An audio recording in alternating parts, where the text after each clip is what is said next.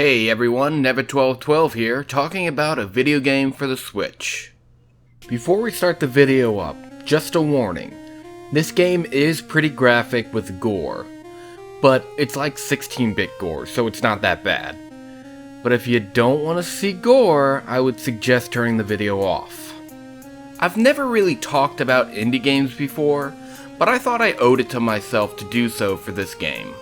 The game in question is a robot named Fight, which is a Metroidvania game with a very Super Metroid aesthetic. It centers around your character, Fighter Smith, who must protect his world from the oncoming of the Mega Beast that threatens all robot life. A robot named Fight is procedurally generated, which means that no two playthroughs will be exactly alike. Each time you start the game, different pathways and items will be presented to you. Achievements unlock new items and content.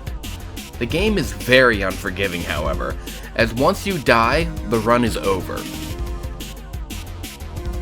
After the first time you die, they add what are called Revenant Stations. They act as an extra life, where once you die, all your inventory is the same, but you are transported back to the Revenant Station. I've only ever found 3 save spots in any given run. I've mostly seen 2 per map. The game also gives you codes for seeded runs, which have the same layout as a previously played run, but no achievements can be gained during it. One thing I noticed when I first started playing was it has a very floaty feel to it, similar to Super Metroid, but in my opinion to a greater extent. Nothing that an hour or 2 of play won't get you acclimated to. It's also the kind of game that when you bring up your map, enemies are still active and so are you. I wish there was a dedicated map section in the pause menu, but that's just not the case. The difficulty of this game is on par with some of the classics of the NES, but not unreasonably so. Defeating enemies and blowing holes in walls will reveal scrap, and scrap can be given to shrines or used as currency in shops.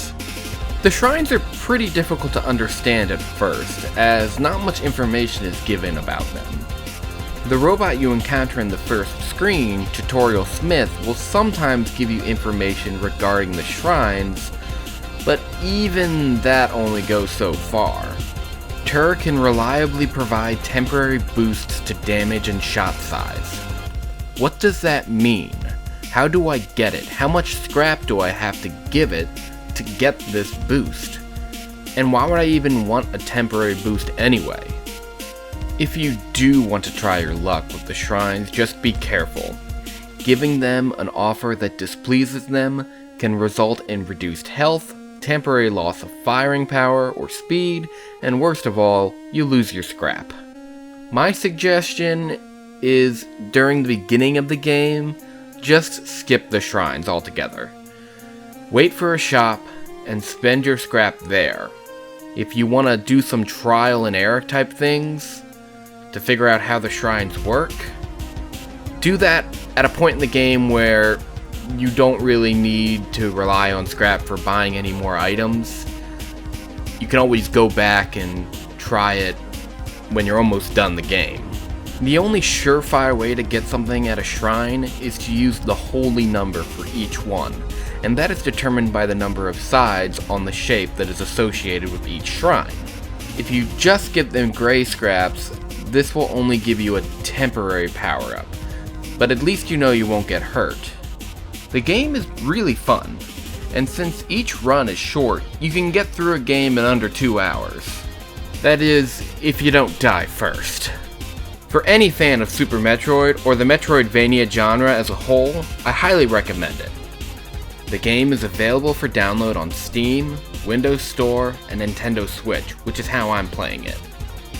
It's the kind of game that makes you mad when you lose, but you're more determined to beat it the next time.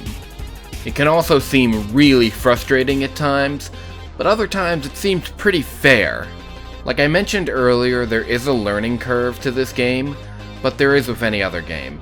It's just that this game is pretty tricky with its learning curve. It'll kill you a lot of times before you get good at it.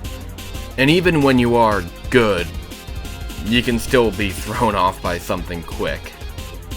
I don't want to rate this game in some kind of number scale because I'm really not good at deciding that kind of thing, but I recommend it highly, and I don't usually recommend games, and I definitely don't usually make videos about them. So I think if you're into it, and if it sounds interesting, and if you like the style of the game, check it out.